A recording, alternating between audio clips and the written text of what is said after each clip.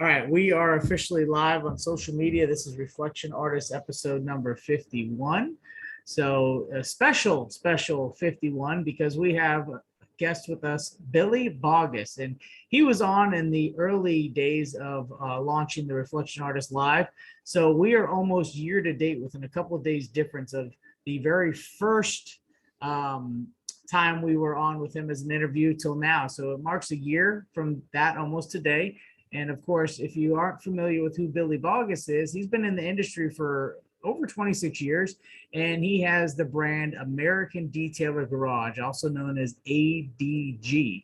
And that's been around for a little over 4 years. It's made a splash in the industry, along with, of course, his hashtag trenches. And everybody just loves that because that takes it from the traditional in the field, which everybody uses on in every industry, to something that's a little bit more pure to us to relate to in the detail industry. So we want to hear about how he came into this, of course, and what got him started in the wonderful world of detailing. So Billy, thank you for being on, and let us know how it all transpired for you. Well, Justin, thanks for having us back. And it just happens to be the Marine Corps birthday today. So Semper Fi, happy birthday to all my Marine brothers out there. That's right. Happy birthday. This thing started, ironically enough, in the Marine Corps. Growing up, I would wash my mom's car or whatever. I didn't know what I was doing. But I went into the Marine Corps. Some friends of mine and myself in the barracks, we'd press out camis like for inspections and stuff like that. We were really good with our attention to detail. And it started with that. And then shortly after I was in the Marine Corps, I got my own truck. I got a 95 Dodge Dakota, if I'm dating myself here. A 95 Dodge Dakota. This is a 97. And I really adored the truck. I took care of it. And so it went from me taking care of my truck to taking care of other Marines' vehicles as well as their camis and keeping everybody squared away. Once I got out of the service, I come back home. I really didn't know what I want to do, Justin. I think we all go through that, whether it's college or the military or whatever. You come home and what exactly do I fit in with and what did I enjoy? So I took a job with a dealership, a local dealership washing cars. And that's where the seed for the whole detailing passion and love, I guess, really blossomed was in that dealership. And then from the So dealership, we would go you on. went from shooting things to selling cars. Yeah, well, I Didn't was quite stay in the detailing same cars. field, but I guess. Quite the difference. Well, yeah, we all just took pride in taking something in there and just seeing what we could make of it. Even though at the Yeah. time we didn't know how to cut scratches out and polish paint. We didn't know that. We just thought we're putting some wax in there, maybe an all-in-one with a bunch of filler in there, but Glazes, right? The the old glazes, glazes. man, that was the glazes from back in the day. We thought we did a great job. We tried It looked good until it rained. until it rained. As long as we get them sold. So that was the standard operation in the dealerships back in what time frame, what year would you say that was? Oh, this would have been 99, 2000 era, something like that. Yeah. They did, and it's funny though, that time frame they did step up the glaze game to say, right? They were starting to focus on that. Some of the manufacturers making some different blends of glazes versus the traditional body shop stuff. Oh yeah. Well, back then, I've been using Pro products for many, many years too. Back then, it was Pro Gold. That was our number one. Put Pro Gold on there. I still think it's a great product if that's what you're looking for, right? Just a one-step gloss enhancement, if you will. But yeah, Pro Gold. That was the one back then.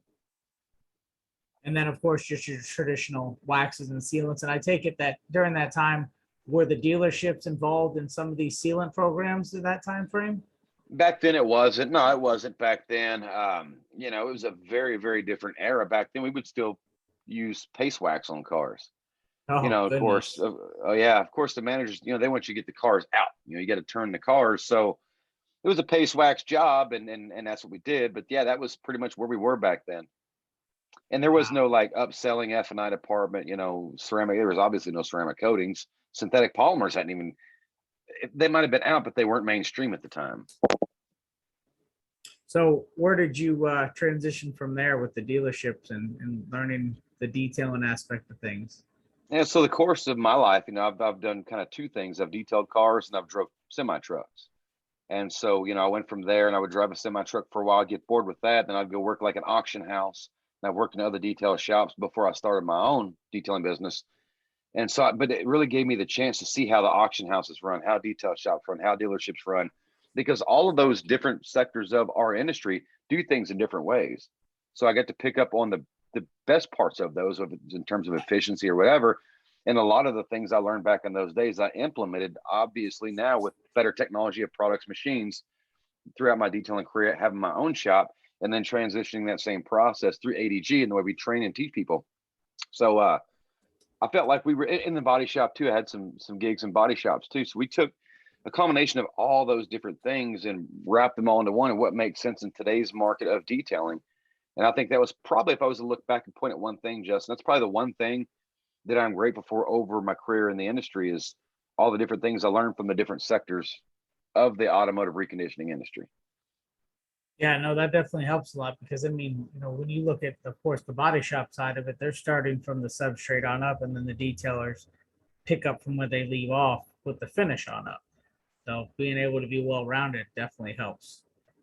Well, in the early days, I really got to see how thin paint was, right? And how thin clear coat was, and what it took to, because I used to be big into leveling orange peel out of panels and stuff like that. And you really do, because you see the clear coat going on, you see how thin it really is.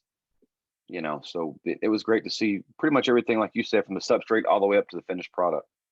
And it's crazy because I still see, with as thin and cut back on materials where we are experiencing, with finishing these newer vehicles, there are still detailers out there that are chasing those types of things. Now, granted, if it's from the body shop and it's been sprayed multiple times, that makes sense. But to take, of course, the OEM paint that's already so thin, typically it's as thin, if not thinner than a piece of sticky note paper, and try to level out orange peel, I feel that that's just compromising the paint system to a whole nother level. Yes, it's not something I recommend doing. Absolutely not. Yeah, it's not something I recommend doing. I mean, it looks great at the time or whatever, but that's just something that, because it doesn't matter how good of a correction artist that you are, you can't put the paint back on there once you take it off. And a lot of guys don't realize, once you sand that out, you're not done, right? So you have to leave enough there to refine those scratches and bring that paint back up to the high gloss shine, removing all those scratches, which arguably is more invasive than the sanding processes in the first place. Yeah, no, 100% agree. And that's where that's you're taking the whole preservation factor out of it. Now you're getting the instant gratification, and some people go off, well, it's what the customer wants, but realistically, you as the professional, they're consulting with you for their best interest, and that is nowhere near in their best interest. You're right. It's just like saying, oh, I'd like to have a dog that's a guard dog, and you try to sell them a Belgian Malinois. It probably doesn't fit what they need. I look at it too as another term I use called repair value. Once you take that down so far, and yeah, you make it look pretty, maybe you stack a bunch of coatings, high solid coatings on it to try to replenish whatever thickness you can, you still have lost so much repair value. So if you ever have to revisit the panel or an area designated, then now you've kind of lost that to where you can't go back to that and compound a heavy sand. You're forcing your customer's hand to a body shop. I've done that, actually. I've actually done that. And, I had a black Yukon Denali 06, and I had sanded the entire truck down. But when I went back to do correction, there wasn't really a whole lot that I felt confident with. So I ended up having to glaze it most of the time, right? Which completely defeats the purpose of doing it in the first place. It doesn't make any sense, other than, like you said, the aesthetic, value of looking at it and saying, oh, look, it looks flat as a mirror today. Yeah, today. Now, with your detail business, at what point did you start to stumble on the idea of wanting to start your own business, and how did that, how did all that develop? What did the stages of that look like? Oh yeah, I was never really interested in it until probably 2017, something like that. There's a bit of a backstory on that I don't talk publicly about, but some things happened, and some products got discontinued that I liked that were in the marketplace, and I was using other products in the marketplace that we had, and I was never in love with them. I just never thought the one that got discontinued, there was anything out there, in my opinion, that lived up to that product. So we started thinking of ways to formulate our own product. In the beginning, I just wanted to replace that product since nobody else was doing it. I wanted to come into the market with an idea of an envision of a rinseless wash like we created with Wipeout. And now still to this day believe that it was the best rinseless wash ever created. But that's probably where it started, as a void in the industry. I thought, man, it'd be cool if I could have this. But what if I didn't have to have two degreasers or two all-purpose cleaners, all these things? So I had thought about that for a while, but 2017, which is when we launched the fall of 2017, is really when I started diving in and looking into this stuff a lot deeper. Is this something that I want to do? Of course, we had started conversations about it, but never really took it serious until 2017. And then once you took it at 17, took it serious, that's when you really started to, what, kind of just explore the market to find these things that are what you consider voids, to kind of fill that void with products like you have now, such as F-bomb, Wipeout, and so on. It did. It started out as, and again, I used to have a degreaser for tires. Then I had another degreaser for interiors. Then I had a third degreaser for body panels. I'm like, well, what if we just Oh could use man. one product to do all those different things? And the reason that I did that is I felt I knew what was in those chemicals, and I don't want to go out there. It's not that I don't want to promote people, but I don't want to go out there and say something that's going to put another brand down, because they all make great products. Okay. But some of the products I thought were best for tires, I didn't want to use on leather, and vice versa. And I was a detailing nerd, so I tried to buy and try everything that was out there in the market. But when we formulated our own, I thought the value really is in the guys and their efficiency and their approach to the detailing process, especially when you have employees, duplicatable chemicals and processes that you can teach anybody on day one coming through the front door, that you really can't mess it up. So that's how the whole idea really started, to create a rinseless wash product that was phenomenal, that would work, across the board, very versatile, concentrated product. And then of course F-bomb became as a byproduct of doing that. And sometimes I think sometimes I think we accidentally do great things. So I'm not going to sit here and convince anybody in the audience that I'm some amazing chemist. A lot of things come as a byproduct of failure, and that's how we did it. And you ran these products through the ringer in regards to testing. Yeah, at the time I had a dealership. I was working up here at a dealership, and I had all the cars at my disposal that I wanted to use. And I ran these products, ran these products. I would torture test the product. Like, Justin, I might wash, 5 cars in one day and never change my rinse bucket, just because I wanted to see if the polymers are still going to hold up. Right? It's a dealership. They don't really care if it has micro scratches. They don't care. But ultimately, it turned out that the product was so good that I was able to do that with great results. But that was some of the torture testing that went on in the early days of it. And then also in the dealership, we would get trade-ins in where tires would be just caked with that, silicone dressing, and it looked like pancake syrup somebody spread on there. So we went to work with that bomb. I was amazed that it was strong enough to strip that stuff off, but yet delicate enough that I could use it on leather interiors, even on carpets. So that's, yeah, we had all the cars we needed at our disposal to formulate the foundation to create the brand. Yeah, no, and that's from what I saw, in both the market and social media, that took off very well, especially with the group that you have, and that helps, I believe, and I'll let you speak on that. But that group is just, the narrative of it is just very educational, right? And it's not just the ADG line, but it goes over what everybody has in their shop, and it's very helpful, correct? It is, yeah. That's one of the things, is we're one of the few groups out there that we're a product discussion group, but you can pretty much talk about whatever you want. I want you out there promoting other brands. Obviously, you wouldn't want that either. But I like to help detailers and teach them. And if teaching them is on the terms that they understand, then we'll start there, right? Of course, I would rather you buy all our products, but I think the most important thing is trying to get people to be more efficient, more profitable, and approach their detailing business more as a business instead of a hobby. And then we can tackle the rest later. But we do try to do that in the group. No, that makes sense. As far as with going through and adding, first couple of products being Wipeout and F-bomb from ADG, what inspired you to add the other ones? I know that it's been a process in figuring out where those additional voids you wanted to fill. Well, with Valor, we created Valor, our synthetic polymer spray sealant. I wanted to have a product. So if we're going to use the rinseless wash or a traditional wash or whatever, and we're going to cut out the drying step, because you don't have to rinse it and dry off with a rinseless wash unless you just want to. You can do that. But so we've washed the panel down. The panel is somewhat wet. We want to put a durable sealant on that wet panel. We know as soon as we spray the sealant on the panel, it's going to be diluted by the water, but we still want the long-term effects of the polymer. So we made it a little bit more concentrated, so much so that, so for instance, on a dry panel, if you're going to spray Valor on there, just one spray and wipe it around like butter on a biscuit, right? Just wipe it around. The product is designed to be extra concentrated to make up for the wet surface that you're going to apply it to. That was Valor. Shield came, or Fusion came after that. Fusion is our other rinseless wash product that was derived because guys are traditional wash guys. They like soap. and they think that if they don't see soap on the surface, it's not cleaning. So I said, hey, we'll make you a rinseless wash that soaps up just like a soap, and you can choose to rinse it off. But if you don't want to, you don't have to. This is another versatile product that works great on windows, chrome, bumper, stuff like that. You can use it as like a quick detail or touch up, wipe bird poop off. And then we had Shield. Shield was a very important product, and it took me a while to bring Shield to the market. That's our interior surface protectant, and it's a coating in itself. Blue jean dye transfer was a big thing out there, and wear and tear on leather seats.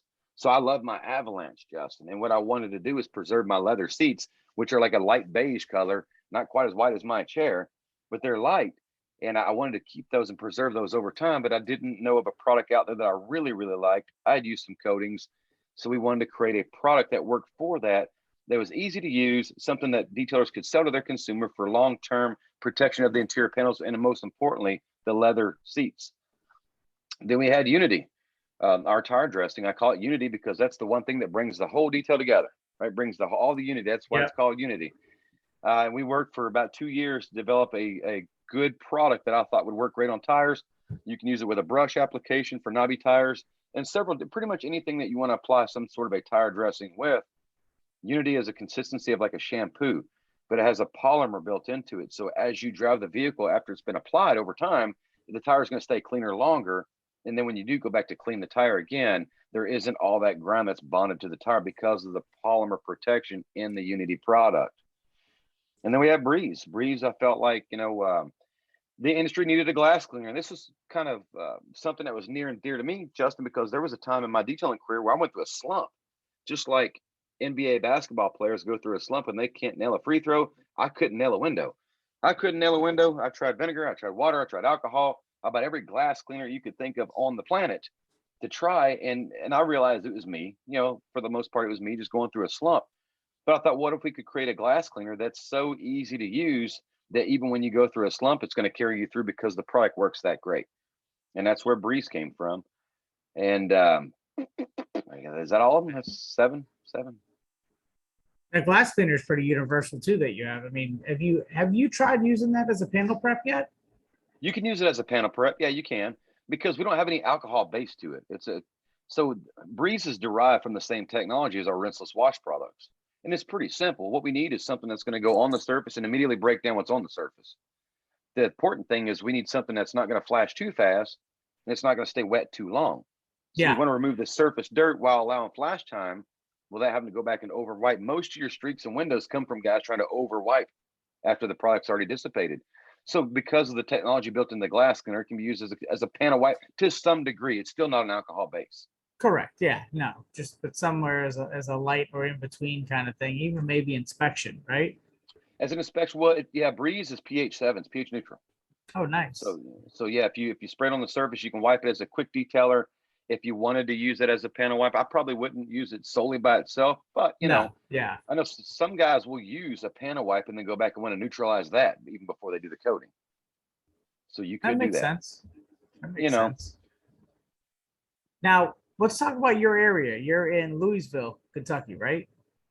No. I'm in Brandenburg, Kentucky. That's right. Sorry. We're in Louisville. Yeah, we're like 30, 45 minutes away. Yeah, that's the closest airport to you.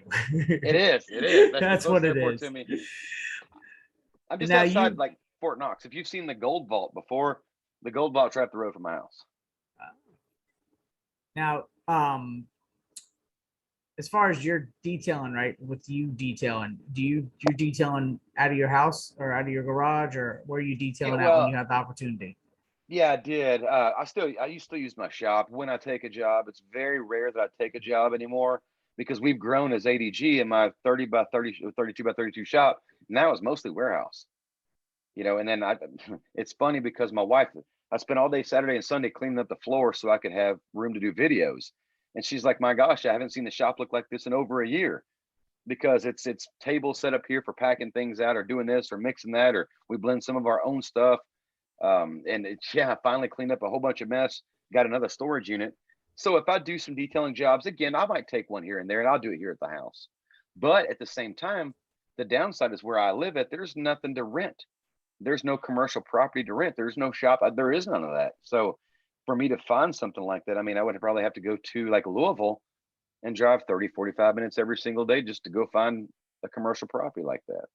Now, the point of me asking that though is because when you were actually doing a lot of detailing at that point, I mean, I know every market has its ups and downs, but you were doing pretty well for yourself in regards to pulling in jobs and getting stuff, even for the size market you have. And I ask and I say that because a lot of detailers, as you know, struggle with always complaining, saying they're not getting enough work because they don't have a big enough market.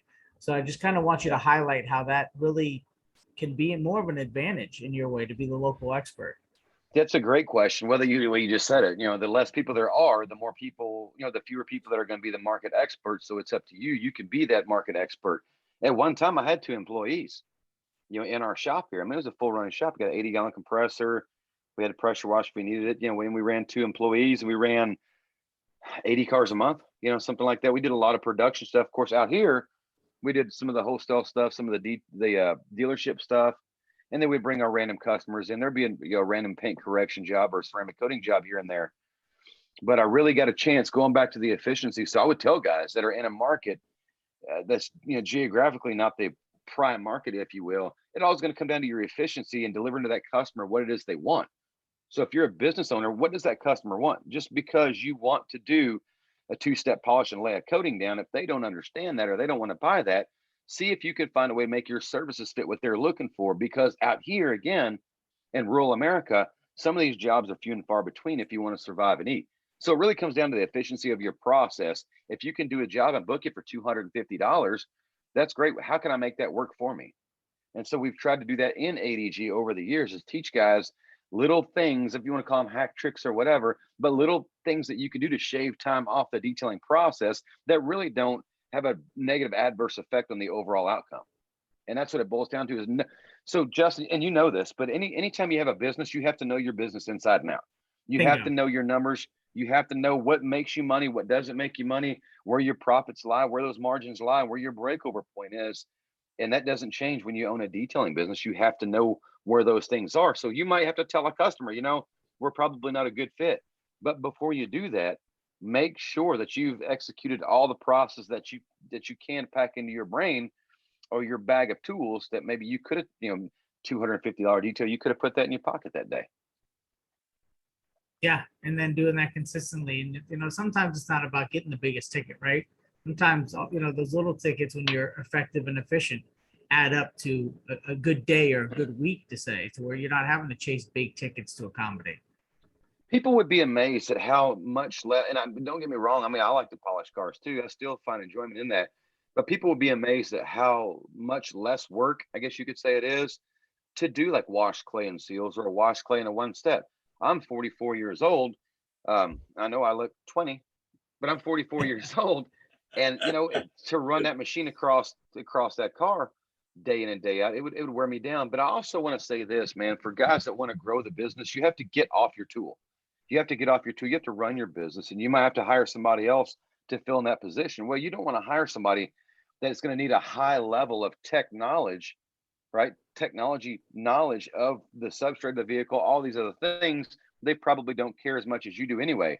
But if you can get off your tools, implement processes that make money, that keep the wheels turning, then you can focus on the marketing, the email content, the things that you have to do for your business, and turn that over to somebody else that, again, you can turn that process and make it duplicable to somebody else.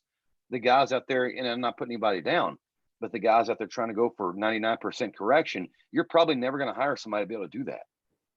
You're not going to be able to replace yourself. I'll tell you, in my shop, in my business, regardless of my experiences, trainings, and all the things and time I put in day and day out, like we all have, right, that are veterans in the detailing industry, the amount of work that you put into it and being able to get to that level of paint correction, that's fine and dandy for your own craftsmanship that you've been able to execute. But realistically, at the end of the day, those 1-steps, you should be between, I would say, that 50 to 70 mark, maybe, if you're that good. If you're not that good, 50% still great, right? And even getting into a 2-step, 70 to 90% is more realistic. But when you start hearing 90+%, it's like, listen, not to take away or say or discredit that somebody can't get that, or 100%, so be it. But to chase that for the dollar amount that's needed, or I should say the time that's invested to get the return on that dollar amount, that's different.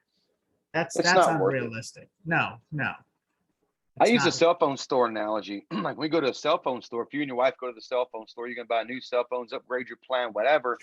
It seems like you sit there for 2 or 3 hours just trying to get your phone. That's almost like buying a car. You sit there and go over your plan and all that. And when you leave, you got this bag of all your receipts, all your boxes, all these things. Within 4 or 5 days of leaving the cell phone store, you're probably going to lose or retain only maybe 60% of what they told you. Right. So people live busy lives. When they come to your detail shop, they're not on your level. They're not going to understand all the things that you tell them. They're only going to be able to retain about 60% of what you told them because people have busy lives. They have kids. Their kids are involved in sports. The wife has a job. The husband has a job. This happens. The market is volatile. They can't remember everything that you told them, whether it's a 5-year coding or a 7-year coding. Was it a 9-year coding? They can't remember all that, or they don't know what 90% correction is. They know what shiny car is. Yep. So if guys would focus on the thought that we are a solution to a problem, right? And maybe we're not, our goal is not to, see how great we are. You can do that on your spare time, your off time. The goal for you guys should be to see how good you are running a business, because the day is going to come. If you love what you're doing, you're going to be in it long enough. You're going to need to learn how to run that business and not run that polisher. And it's good to be able to know how to be well seasoned at executing that level of service for that type of customer, right? If they are absolutely wanting that and you're listening to them and they're willing to pay for your time, then absolutely go get it. But the realistic day in, day out business side of detailing is not that. Now, some markets have higher quantity of those demands, but the majority not so much, right? And like you said, to that wash, clay, and seal approach, that's something that, let's just say you throw a number out there, $150 for a regular 4-door sedan. I mean, you knock out 6 of those, that's $900 a day. That's almost exactly right. You're just shy of $5,000 a week, and as a one-man band, that's pretty easy to achieve. And even with a helper, you're home by 3-4 o'clock, with family, and still pulling off, almost 5 G's a week, which is just shy. Again, you'd be between that, maybe $18,000 to $20,000 a month. That puts you, just shy of $200,000 a year, or right around there in revenue. I mean, that's quick, easy math, and you never even touched a polisher. That's never even owned one. It's exactly. Well, it's funny because I've had some conversations with some friends on the back, and I use the analogy of a van. What if you had 4 mobile vans on the road that are doing $200 jobs? They do 5 a day. Each van made $1,000. That's $4,000 in a day between your vans, right? Gross numbers, but they ain't gonna know how to run a polisher. $4,000. That's $20,000 a week, brother. Yeah. 80 grand a month. So I don't care. I mean, there's a lot of pride in knowing what you can do and how you can manipulate a surface to create a certain shine. But I think as you get older and you mature and you have family and you have health insurance and things that pop up in your life, I think it's better to know that you have that money there. And let me throw this in here too. If detailing isn't for you, learning how to run a business is transferable to other industries. If you decide you want to do something else, but learning how to run that business, the dollars and cents that make it up, I think, that's the one thing that I've taken away from my career in detailing is, aside from the things I've learned, but I've learned how to run a business. Yeah.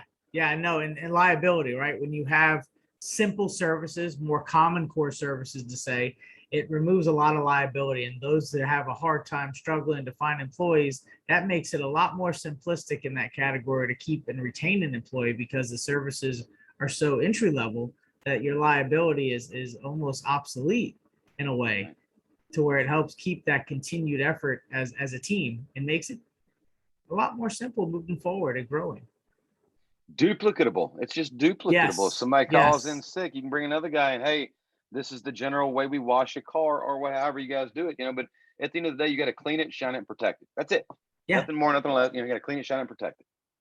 And just like when you were in the early, like, let's say late 90s, early 2000s, when you washed, clayed, and waxed a vehicle, the old school, paste wax, and it got delivered, regardless of what was underneath that wax, as far as micro scratches, swirls, things of that nature, that customer was ecstatic. They were just through the roof. Am I right or wrong? How many of them were just blown away? They were through the roof. It's funny that you say that, because this is something I've told a couple of guys that I've counseled with, and it's pretty simple. Somebody could disagree with me, and that's fine, but they would be wrong. But so let's say a car comes in. You're either going to sell them a paint correction or you're not, right? So they'll say, well, regardless of what process you're using or who's doing the job, whatever, as long as you, because how you do one thing's how you do everything. If you take care in the way that you take care of your customers and pride in the way that you run your business, inevitably you're going to do a good job. But the customer comes, you sell them a paint correction, great. Wash the vehicle. Any micro scratches that you put in the car, you're going to remove them anyway, right? You're not going to further damage the car. And if you don't sell them on a paint correction, they probably didn't see the scratches to begin with. So stop overthinking it. Yeah, They're no, probably, 100%. any added micro scratches that you may or may not, but any micro scratches that you may put in there, they're never going to see that. They're hidden amongst all the other millions of scratches on the car. And a lot of people don't care about that. A lot of people do, but there's a vast, majority of the motoring public that doesn't see it and doesn't care. No, and don't get me wrong, a lot of what has evolved from that time frame to now, there's a lot of variables to that, right? Manufacturers, putting new products out, new machines out, things that make it easier, more effective and efficient, but also, pushing to that next level as we as an industry do, with taking things to that, we're going to remove this, we're going to remove that. And then little by little, they become a standard. And then, all the other platforms that are in the world right now on the, internet, such as YouTube, social media, all those things that are at a consumer's fingertips, to now they have somewhat of a consumer awareness, whether it be through that or even a friend or family member word of mouth. Now they're educated on this next level service that has become now more of a standard. So it pushes us, don't get me wrong, but it also sets the standards and goals for doing those services versus the old school stuff, which realistically, it's still all like what you said, clean, shiny, and protected is what they're after. Well, modern technology has brought a lot of relevancy into what we do, and customers are more informed now than they've ever been. So back in the day, they didn't know. And so your average customer, if he's a car guy, is pretty astute on what's going on. He's watched the YouTube videos. That's a good thing because, like you mentioned, it's brought and elevated our industry and what we are. We're paint correction guys or whatever. A lot of these guys know they can't do paint correction, and that's where the paint correction market is at for those guys. Ceramic coating market, same thing. Yeah, so there's more knowledge out there now than there's ever been. More educated consumer, which that's what you want, is a consumer who already has a basic understanding of what you're selling them. It's easier to convert them over to a sale. Goodness, yes. And then the processes to achieve the results we're looking for are way easier now than they've ever been, and they continue to get easier. Yeah, no, and that just makes it overall better, like you said, with the customer or consumer already being aware of some of that lingo and process. It does make it easier to convert them. But all of this in general, like we're talking about, and not to get off on the wrong foot with anybody that is listening, this is just different perspectives of it. I mean, we do correction, we do codes, we do all that stuff. It's just one of those things, different ways to look at it. Those guys that are just getting started, these are little, tips to help them generate more revenue without having to get into the big leagues, to say. And for those that are in the big leagues, they appreciate, because they know that they started somewhere with doing most of these services anyways, because that's how you kind of evolved over time. So we're just, creating that narrative that kind of makes full circle. So, no shade thrown on any of those types of services, but just more or less mentioning for perspective. So with this month being SEMA and SEMA month, did you stay home? Did you have an opportunity to go and check everything out? How did that work out for you? We didn't go to SEMA. I wasn't crazy about the whole mask mandate. I just didn't like the idea of sitting there and talking for 8 hours a day with a mask on. And that's the way they presented it, right? There was going to be mask mandates, and I didn't want to do that. So we stayed home and focused more on our marketing, product development, working on our newsletters and working on the back end of this thing that makes it a business. Missed, seeing everybody. Wish we could have been there. The people that went said they had a great time and it was a good event, and I'm glad it did. I'm glad they had some kind of a turnout because, somebody always gets something out of it, whether you go or whether you stay home. How you invest that time to benefit you is the most important thing. So we stayed home. Yeah, well, I mean, you invested your time. You looked at your marketing plan for 2022, and I'm sure now there's a lot more states, a lot more individuals getting comfortable looking into the scope of 2022, and especially with events, right? I know that at this point, the big talk is mobile tech now in, late January. And that's where I see a lot of people that may be in attendance for Oh that man. above and beyond what SEMA had to offer. But that's okay because Yeah, that triggers the rest of the year to kind of set the stage for what SEMA is going to look like, right? that's Which true. 2022, if all goes well, SEMA might have its biggest year. Because from what I remember, 2019, from and I could be wrong, but from what I remember, 2019, they said they had the biggest attendance to date. So if we end up hitting that kind of flip side of it for the buildup and the anticipation and go into 2022 that way, we may see that duplicate itself, if not more. I think Mobile Tech 2022 is going to be big. People are the one great thing about our industry is the camaraderie, the people. No matter what level you are, in the industry, we know each other from being online. We know each other from meeting up at different events over the years, and it's just a great time to get with your people, right? With your buddies and your friends, and reflect on the last year and learn new things. But I think Mobile Tech is going to be huge. But yeah, I'm like you. If SEMA goes off next year, and it should, man, my goodness, it might be the biggest one that they've ever had. Yeah. And you mentioned something that kind of struck a string with me is that the whole meeting online, right? We've had 2 years and there's a lot of people that have come into the detail industry and there's a lot of stuff that goes on social media that it's not necessarily true, right? It's like the old school dating sites. You kind of go in and you meet this person and it's almost like a blind date. And then when you see them in real life, they're not half of anything, or the Right. catfish kind of scenario. And there's a lot of that. And I'm not, again, not throwing shade on anybody, but just why, you brought it up to light to me. And I kind of Yeah, some of you just guys need to work on your online presence and make sure it aligns with who you are in person. bingo. Yeah. So when we do go to these events, we're not disappointed. You know what I mean? They just keep it real. That's all we ask because there is a lot of misleading things going on. And that's the thing. You can't call somebody a friend just because you met them on Facebook. I mean, they're a Facebook friend, technically, by the title of what it says on Facebook when you have your friends list. But let's truly look at friends when we used to go bang on our friends' doors. You as a kid would pick and choose when the weekend came whose door you were going to bang on to hang out with, right? And ride That's bikes, right. skateboards, and go fishing with, or whatever it may be. Now it's like because you have these people at your fingertips, they're not necessarily all your friends. They're friendly, but that doesn't mean that you could actually give them that title until I would say you invest in meeting them and really getting to know what their personality is because it goes both ways, right? They could be complete opposites of how they portray to be on social media.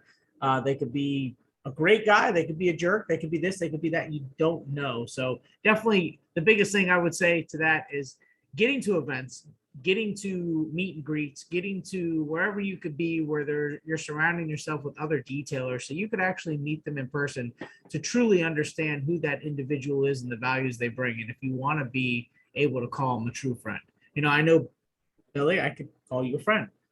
We've seen each other, hung out, had drinks. We've had multiple conversations, whether it be in person or over the phone. And it wasn't necessarily social media that triggered that. That was actually being in the trenches, going to And the events. That was the difference. Well, these friendships are forged over time. And one of the questions that I've gotten from people over the years, hey man, is it worth going to these events? Is it worth going to a SEMA or a Mobile Tech? And I say 100% it is because what you see, just like you just said, what you see in the real thing, we're all there, right? You're there, I'm there, Rennie's there, everybody's there. You get to meet all of us, you get to talk to us, and you will see that the detail industry, what it is live and in person, is even different than somewhat what you see on the internet. A lot of these guys are great people, but you get a chance to actually meet and interact with the people that you see online. And then you judge for yourself who your friends are. Friendships are forged over time. Bingo. Yeah. Exactly. And then you also get to, network. And that's, I think, the biggest growth aspect is being able to meet these people who are honest to who they are and learning from them. Because a lot of people, a lot of detailers, a lot of influencers, whoever it may be, that are true to who they are willing to also help you grow and build you up. And any questions, anything you have, a lot of them, they'll be more than willing to help you out, especially again, like going back to the business side. We could all learn how to correct paint and prep it and make an interior look great. That's the easy side. It's That's the right. business side that's challenging. That's the chess game. That's really what makes and breaks the whole scenario.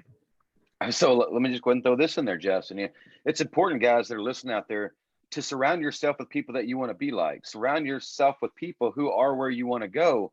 But by the same token, make sure the people you're trying to surround yourself with, that you're going to elevate yourself to that same stature, because you are the sum of the 5 people that you spend the most time with.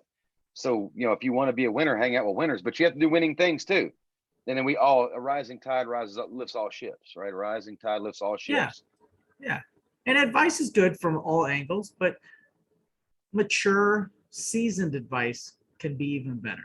Somebody who's done it for 10, 20, 30 years is probably going to be able to give you a dialed in advice versus the guy that's on year 2 with you. And that's where they're going through the same struggles. Not that they would have bad advice, but their perspective, they just haven't put in the time to really go over those hurdles the same way that the 10, 20, 30-year guy has. Andy Frisella says in his podcast, he talks about entrepreneurs. He talks about there's levels to this. And, so I'm involved with Apex with Ryan Stewman, Hardcore Closers, Apex Mastermind Group. And then Ryan is involved with Arete. You have Arete Syndicate. You have, every teacher has a teacher, right? There's levels to this stuff. And Andy said one day, he's like, the billionaires in the room are some of the most giving people of their time and knowledge. They want to see other people come up to their level. We want to put more people in that billionaire room or that millionaire room, or just that successful room. People who truly are winners in life want to bring more people to that table, to that room, put more winners in that room. Yeah, no, it's so true. It's just, I heard a saying the other day. A gentleman was telling a story, not a saying, but it was more of a story where he was talking about how he thought it was very hard to obtain $10,000 a month in revenue. And then he started hanging out with guys that were doing, over 6 figures in revenue per month. And it made $10,000 look easy. And then over time, it was easy for him. And so on and so forth. You basically end up surrounding yourself, to your point, with people that are like-minded or better to help push you to that level you want to get to. And again, that goes both ways, craft, business, but I feel there's more weight in that business side, because that's really what gets you where you want to be, right? Oh, it's one of the biggest lessons I've learned, even with ADG, is that business into that. But sitting in front of this computer, writing up newsletters or working on product descriptions or how I'm going to promote the product, or, that's been probably the biggest. So, I can make 20 new products next week. That is not going to turn the the needle on my success in business, but learning things behind the scenes that I don't know or didn't know or not quite as good at are going to make more of a difference than just adding more products to the lineup. No, 100% agree. So what do you have in store? Anything between now and the holidays, or? We are, we were going to launch another product. We're going to hold that off probably to the first of the year. Had some bumps in the road with it, but so I think some bundle kits is something that's on our radar, where guys can get, maybe we sell a lot of F-bomb and we sell a lot of wipeouts. So why not make a bundle kit where you can get them both in a bundle kit? That goes back to taking my own advice of trying to not necessarily be a product seller, but a solution to a problem. So I would look for some bundle kits coming. We have another shop mat, ADG shop mat, that we have not launched yet. That's something we're going to work on. I got guys all the time hitting me up for apparel, more shirts. We're going to make more shirts and hoodies. And guys, when I can get out of here and get out on the road and find me a good apparel guy, then we're going to bring more apparel stuff to the market as well. So I know you guys are wearing me out. My hats are about wore out, so we're about due for some new ones. I'm looking for the mesh half shirts that say trenches.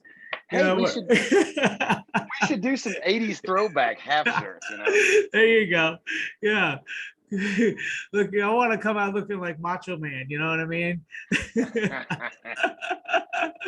I'm gonna get the tight spandex and the half shirt, with the little things that hang off the sleeves. Be the part. Oh yeah. Be the part. No, that's awesome. Well, as far as coming up on time, how would everybody get a hold of you and or get their hands on being able to try out some ADG products? Well, you can email us at American Detailer Garage LLC at gmail.com. Our website's AmericanDetailerGarage.com. And we're also on Instagram and Facebook. Other areas I need to work more on, my social media stuff. And then just me personally, Billy Boggess. I'm on Instagram and on Facebook. So you can reach out, shoot me a message, or send me an email. I don't give my phone number out anymore. So, understand. And there's a reason for that. Yeah, there's a reason for that, guys. And it's because, DMs, I start checking my DMs about 8:00 in the morning. That's when we start our day after our morning routines, what we do and getting our head right. And then I'm ready to engage with people. So it's, the DM's the slowest way, but it's one way to get a hold of me, and we'll get back in touch with you, or just email us, American Detailer Garage LLC at gmail.com. Awesome. And there's a lot of informational videos, YouTube, stuff that Billy's done on his Facebook page. And then, of course, we just recently, a couple months back, did the product videos at Auto Geek as well. So that way, anybody who's looking for additional information, there's all kinds of stuff out there.